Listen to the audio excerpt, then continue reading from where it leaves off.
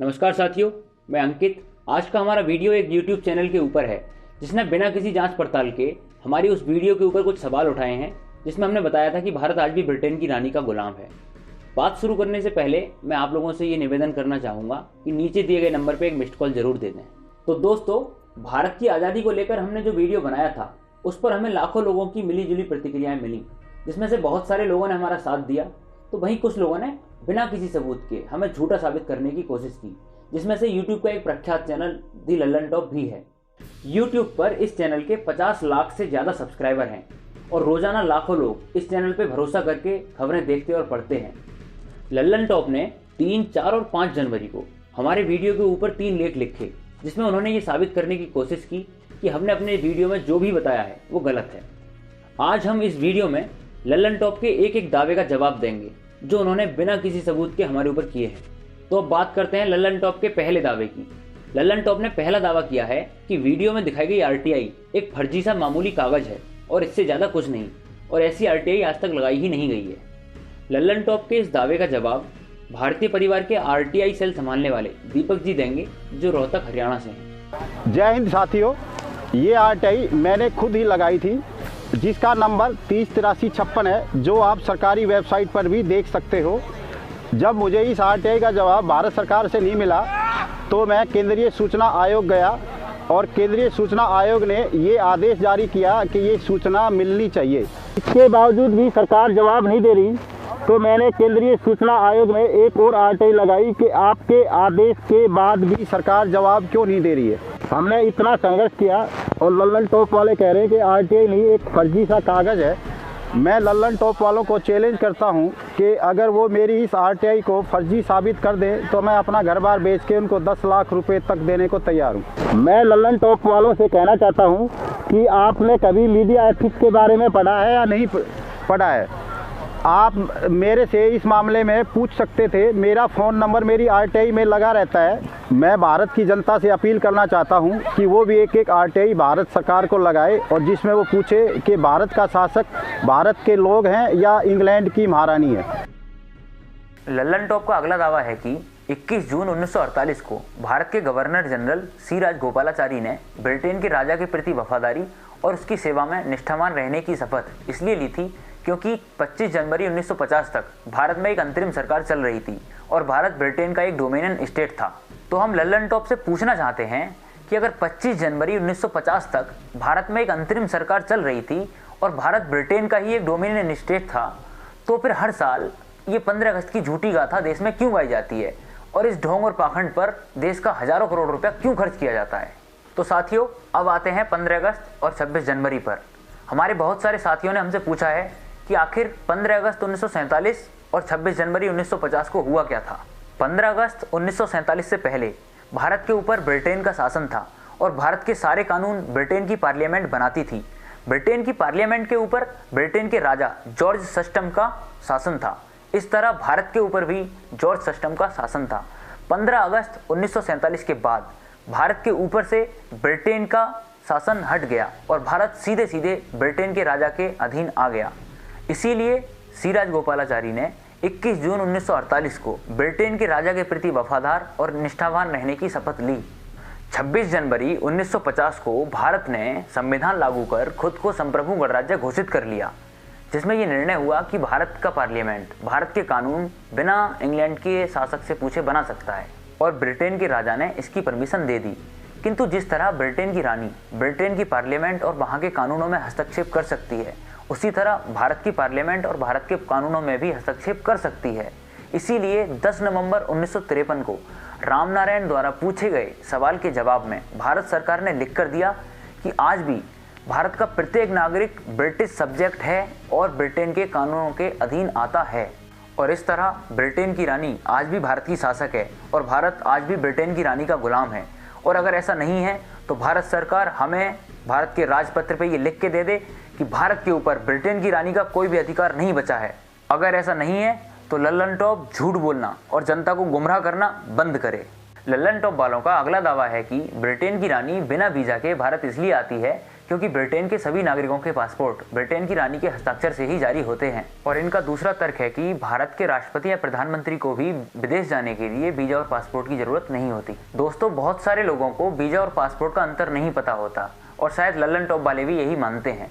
इसलिए उन्होंने बिना किसी जाँच पड़ताल के ये लिख दिया कि ब्रिटेन की रानी बिना वीज़ा के भारत इसलिए आती है क्योंकि उसके पास अपना पासपोर्ट ही नहीं है। पासपोर्ट का मतलब होता है पहचान और वीज़ा का मतलब होता है किसी देश में जाने के लिए वहाँ की सरकार के द्वारा दी गई अनुमति। अगर ब्रिटेन के नागरिकों की पहचान या पासपोर्ट ब्रिटेन की रानी के नाम पर बनता है तो इसका मतलब ये बिल्कुल नहीं है कि वो किसी भी देश में जाने के लिए स्वतंत्र है, जबकि भारत के राष्ट्रपति या प्रधानमंत्री को उनके देश में जाने के लिए उनकी अनुमति लेनी पड़ती है। जबकि लल्लन टॉप ने 2 दावे किए हैं।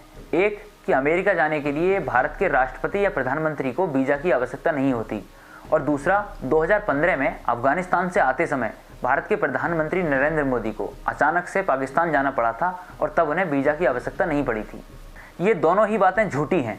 अमेरिका जाने के लिए भारत के किसी भी उच्च अधिकारी, राष्ट्रपति या प्रधानमंत्री को वीज़ा की आवश्यकता होती है, जिसे A1 वीज़ा कहते हैं। आप इसे अमेरिका की आधिकारिक वेबसाइट पर चेक कर सकते हैं। और जहाँ तक बात है अफगानिस्तान से अचानक पाकिस्तान जाने की, तो तब भी नरेंद्र मोदी और उनके साथ अन्य 11 लोगों का वीज़ा लगा था और ये बात पाकिस्तान के विदेशी मामले के सलाहकार सरताज अजीज ने स्पष्ट की है। और इंग्लैंड जाने के लिए भी भारत के राष्ट्रपति और प्रधानमंत्री को वीज़ा लेना पड़ता है।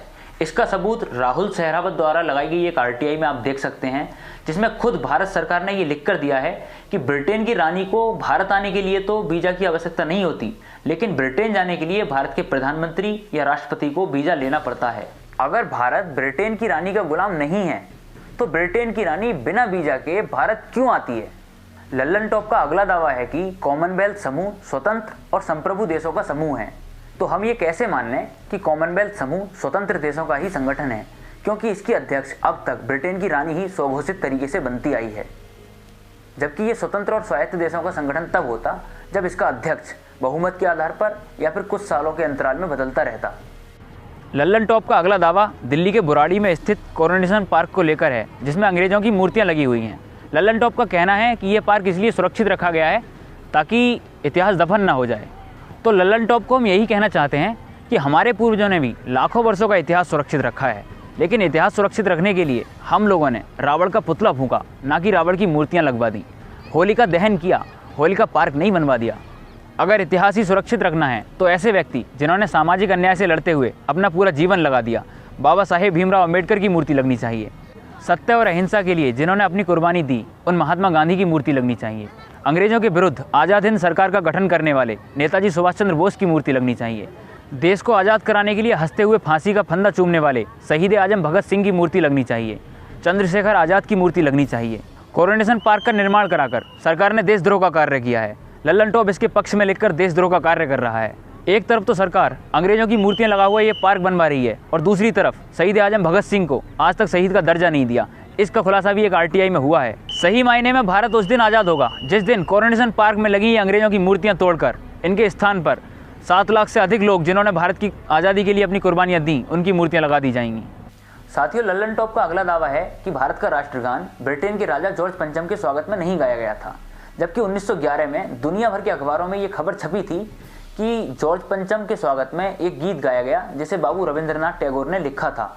उस समय रविंद्रनाथ टैगोर ने इस बात पर अपनी कोई प्रतिक्रिया नहीं दी और 26 साल बाद जब देश में अंग्रेजों के विरुद्ध एक माहौल खड़ा हो गया, तब रविंद्रनाथ टैगोर ने एक पत्र में लिखा कि उन्होंने राष्ट्रगान को अंग्रेजों के स्वागत में नहीं गाया था।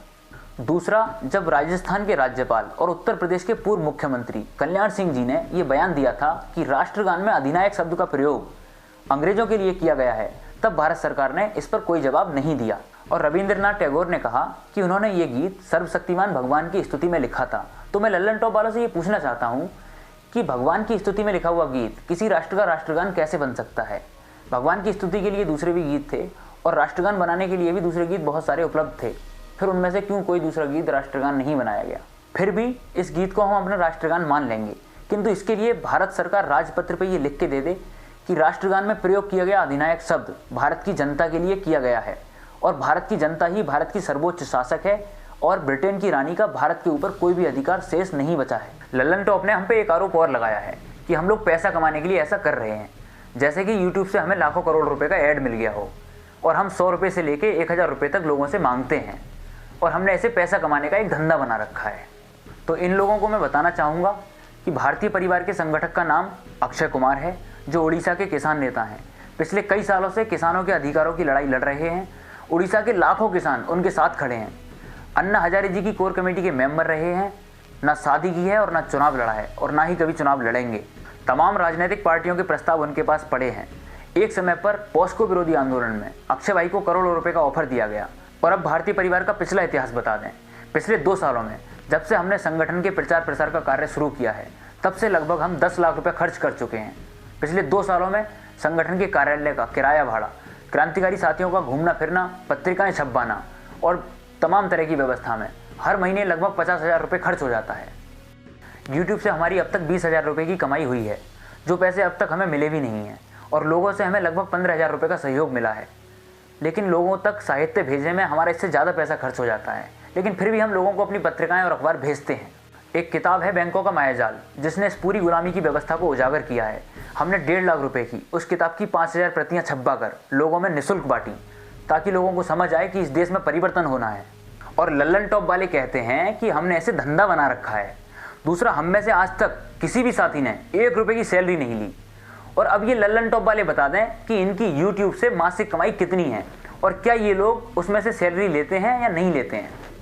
धंधा करते हो लल्लन टॉप वालों आप लोग। हम लोग सच बताने को अपना कर्तव्य समझते हैं, आप लोगों की तरह धंधा नहीं करते। तो लल्लन टॉप अपनी ये बकवास बंद करे और देश को असली आज़ादी और शहीदों को शहीद का दर्जा दिलाने के इस अभियान में हमारा साथ नहीं दे सकता तो झूठा प्रचार और लोगों को गुमराह करना बंद कर दे। तो साथियों, लल्लन टॉप के फर्जी दावों की सच्चाई यही है और आगे आने वाले वीडियो में हम आपको बताएंगे कि किस तरह से इन नागवंशियों ने दुनिया को आज भी गुलाम बना कर रखा है और इनकी पूरी गुलामी की व्यवस्था किस तरह से चलती है। और दोस्तों, हमारे चैनल भारतीय परिवार को सब्सक्राइब कर लें और बेल आइकन जरूर दबा दें, ताकि आने वाले वीडियो का नोटिफिकेशन आप लोगों को मिल जाए। जय हिंद, वंदे मातरम।